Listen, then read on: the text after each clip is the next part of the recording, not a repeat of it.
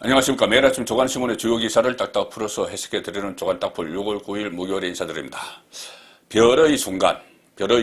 김종인 전 비대위원장이 했던 말이죠. 윤석열 대통령이 이 정치권에 진입을 하느냐 안 하느냐 검찰총장 시절에 여러 가지 이 해석들이 분분할 때 김종인이 별의 순간이 왔다. 윤석열 대통령에게 그렇게 이야기를 했고, 그 이후에 뭐 별의 순간이 지났다는 이야기도 했다가 별의 순간에 놓쳤다 이런 이야기들도 했었죠.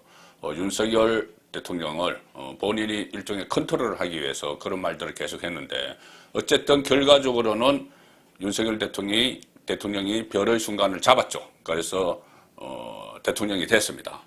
자, 그런데 김종인 여러 가지 논란이 있지만 정치권의 앞날을 내다보는 그런 예지력은 좀 있다 이렇게 평가를 받는데, 김종인 전 위원장이 또 별의 순간을 이야기했습니다. 별의 순간. 이번에는 한동훈 법무부 장관입니다. 한동훈 법무부 장관을 향해서 한동훈에게도 별의 순간이 왔다. 자, 별의 순간은 대권과 연결이 되기 때문에 차기 대선에서 한동훈이 떨 수 있다. 뭐 이런 의미로도 확대 해석이 가능하겠죠. 자, 현실로 될지는 지켜봐야겠지만 김종인 전 비대위원장 어젯밤 CBS 라디오에 출연을 했습니다. 그래서 거기서 이런 말을 했습니다. 윤석열 대통령이 임기 초반에 아직 구름 위를 걷는 듯한 모습을 보인다 이렇게 평가를 했습니다. 이 김종인의 평가죠. 이 평가에 대해서 진행자가 그렇다면은 누가 쓴 소리를 할 수 있는가? 이렇게 물어보니까 김종인의 대답이 이거였습니다. 내가 듣기로는 한동훈 장관이 검사 시절에 소신에 반하면 수사하는 과정에서 상급자가 뭐라고 얘기를 해도 전혀 수용을 안 했다고 하더라 이렇게 이야기를 하면서, 그런 자세가 있다면 이렇게 하면 안 된다고 판단한 경우 동의를 안 할 수 있을 거다. 윤석열 대통령의 말에도 동의를 안 할 수 있을 거다 이렇게 이야기하면서 주변에서 대통령이 그렇게 말하면 안 된다고 조언하는 분들이 있어야 하는데 대부분은 대통령의 말에 순응하는 사람들만 있다. 그렇게 하시면 안 됩니다. 라고 이야기하는 장관이나 참모가 1%도 안 되는 것 같아. 이렇게 평가를 했습니다. 그러면은 한 장관이 그런 역할을 할 수 있다고 보는가? 이 질문에 내가 보기에는 할 수 있다면 한동훈 장관이 할 수 있다. 이렇게까지 답을 했습니다. 여기까지는 그냥 김종인 위원장 평소에 라디오에 나오면 이렇게 이런저런 막 훈수를 하죠. 그 과정인데, 자, 이어지는 질문이 이겁니다. 한동훈 장관 팬덤이 형성이 됐다. 혹시 나중에 별의 순간이 올 것 같은가? 이렇게 물어보니까 김종인 전 위원장이 한동훈 장관이 어떻게 하느냐에 따라 별의 순간도 잡을 수 있다. 또 이렇게 전망을 했습니다. 김종인 전 비대위원장의 말이지만 실제로 윤석열 정부에서 한동훈 장관의 존재감은 계속 치솟고 있죠. 자, 한동훈 장관의 존재감이 치솟는데 첫 미션은 뭐냐면은 이 법무부 장관이 직접 수사를 할 수는 없지만은 전임 문재인 정권 주변 또 이재명 전 후보 주변의 비리들에 대해서 수사를 할 수 있도록, 검찰이 수사를 할 수 있도록 토대를 만들어주는 것이 한동훈의 첫 번째 미션이죠. 자, 법무부 장관으로서 어떤 기반을 마련하는 그런 작업을 지금 하고 있는데 그것이 지금 본 궤도에 올라선 것 같습니다. 동아일보 오늘 여러 언론에서 조간신문에서 이 기사를 실었는데, 동아일보를 대표적으로 소개를 드리면은 검찰이 직접 수사할 수 있는 부서를 확대했다. 그리고 전문 수사 부서도 부활했다. 한동훈발 조직 개편.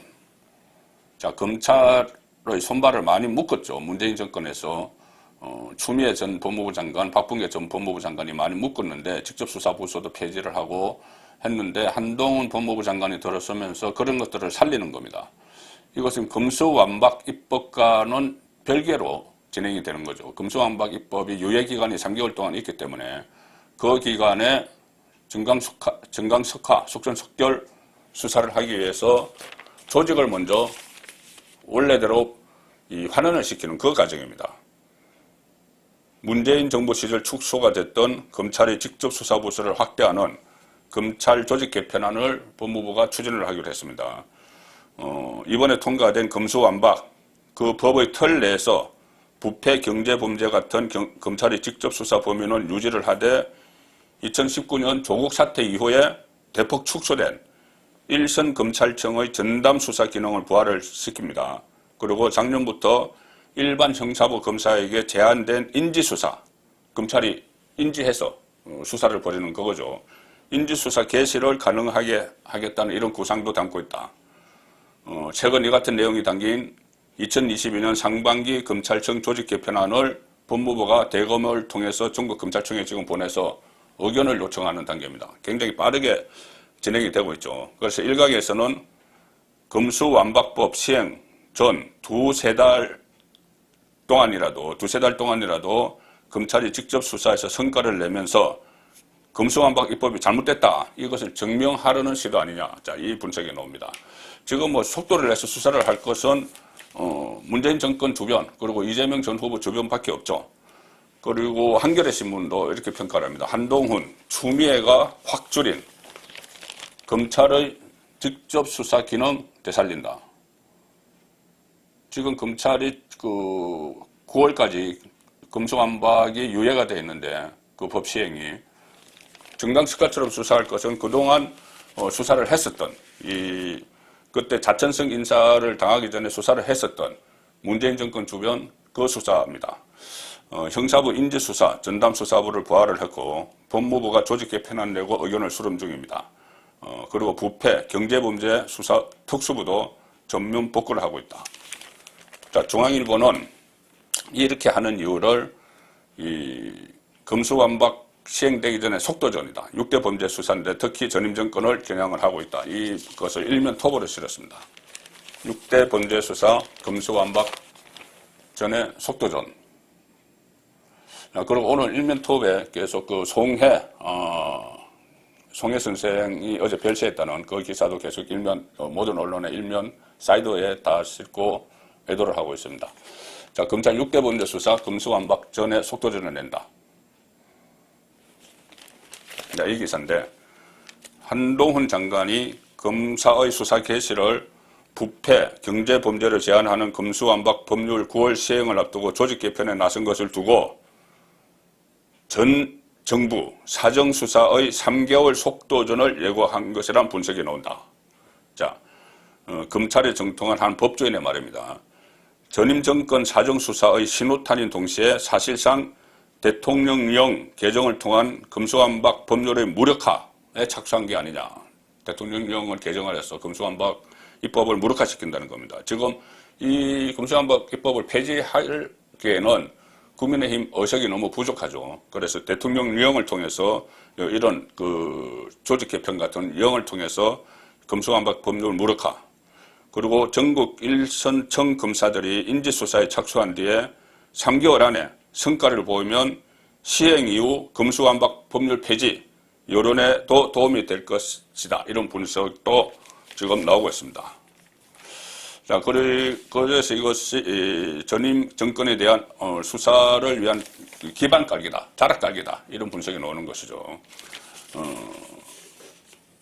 그리고 또 이 한동훈의 존재감은 여러 곳에서 또 발휘가 되고 있는데 최근에 법무부 산하에 인사를 검증하는 기구를 신설을 했죠. 그 첫 인사 검증 대상이 경찰청장이 될 것 같습니다. 자, 중앙일보 3면은 경찰청장 인선에 이상민은 면접하고 한동훈은 인사검증.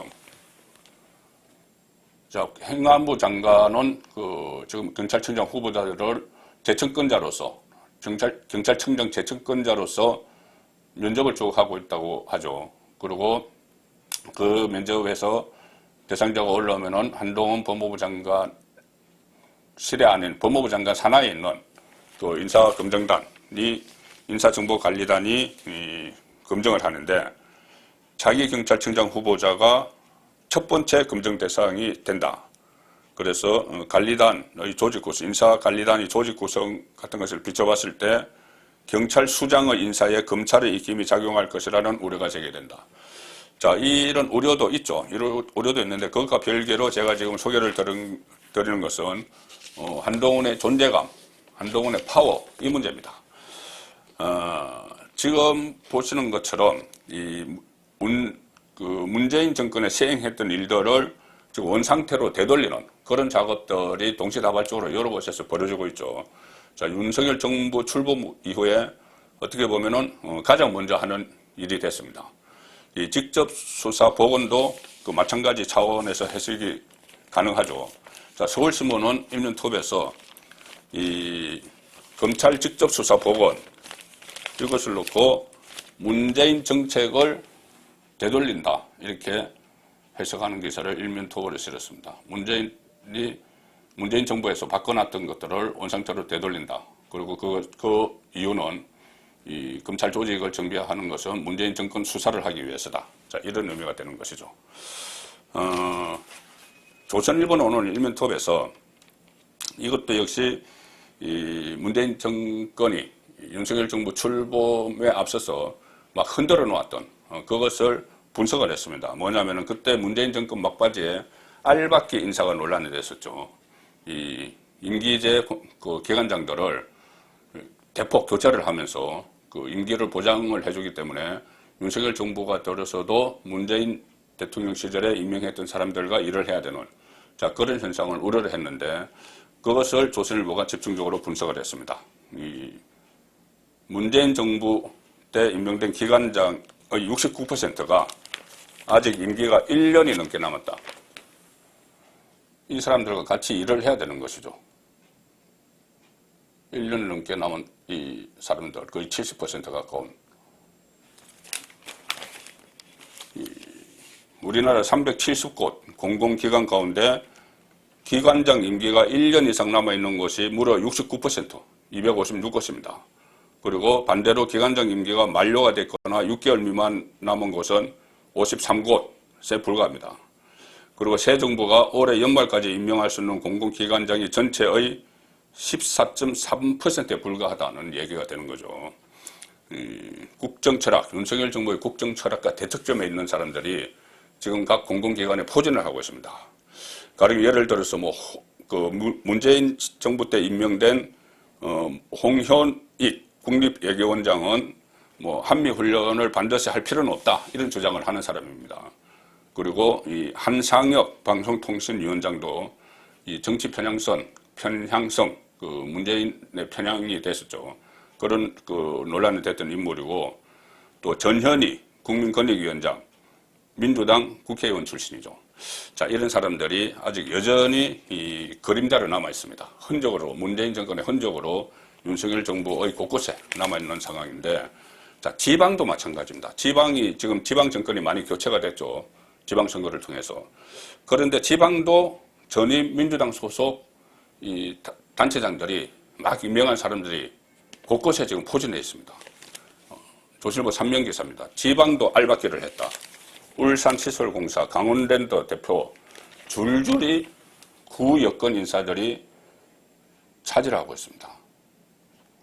중앙정부뿐이 아니고 지방 권력도 교체가 됐는데 거기에도 민주당 소속 전임 자치단체장들의 흔적이 곳곳에 있는 거죠. 정권이 교체된 지방자치단체, 기관장, 상임이사, 감사 73명 중에서 절반이 여기도 임기가 6개월 이상 남아 있습니다. 이 다수당이 바뀐 시의회에서도 알박기가 있었습니다. 서울시 의회 같은 경우에 4, 5급 공무원에 민주당에서 일했던 인사들을 다 채용을 해놨습니다. 자, 지금 이 전임 정권의 흔적을 지우는 이 일이 만만치 않은 것 같은데 윤석열 정부에서 내부의 적도 또 한 명 있죠. 윤석열 정부에는 내부의 적이 한 명 있습니다. 여당 대표 이준석, 정진석 국회 부의장과 이전 투구 같은 싸움을 벌이는데 오늘부터 이 싸움이 진짜로 전개가 될 것 같습니다. 왜 그러냐면은 우크라이나 현지에서 SNS를 통해서 지금까지 정진석과 싸웠는데 이준석이 오늘 오후 4시에 귀국을 합니다. 귀국을 하면은 진짜 싸움판이 벌어질 것 같은 그런 그 예감이 듭니다. 벌써 오늘 귀국길에도 여러 가지 이 문자 메시지를 통해서 이 정진석 부의장을 공격을 하고 있죠. 3일 뒤면 당대표 취임 1주년이다. 1년 내내 흔들어 놓고는 무슨 싸가지를 논하나. 이렇게 하면서 계속 그 정진석 부의장을 공격을 합니다. 자, 오늘 중앙일보 12면 4면 보시면은 정진석 정치 선배 우려를 개소리로 치부를 한다. 이준석 선배 소리 할 거면은 대표도 나이 순으로 뽑자 이렇게 해버립니다. 이 정치 대선배죠. 나이도 26살이 많습니다. 그래서 이 개소리라는 거 뭐냐면은 우크라이나의 관계 자기 정치 아니냐 이런 식으로 정진석 의원이 그 SNS에 글을 올리니 이준석이 어차피 기차는 갑니다 이렇게 했죠. 과거 YS가 이야기했던 개가 짖어도 기차는 간다. 개가 짖어도 그것은 생략했지만은 그렇게 치부를 해버린 겁니다. 그러니 대표도 자꾸 선배 이렇게 꼰대 같은 소리 할 거면은 그럼 대표도 나이 순으로 뽑아라 이렇게 되는 겁니다. 자, 그래서 이것은 감정 싸움인데 여당 내 세력 싸움에 시동이 걸렸다는 평가도 있습니다.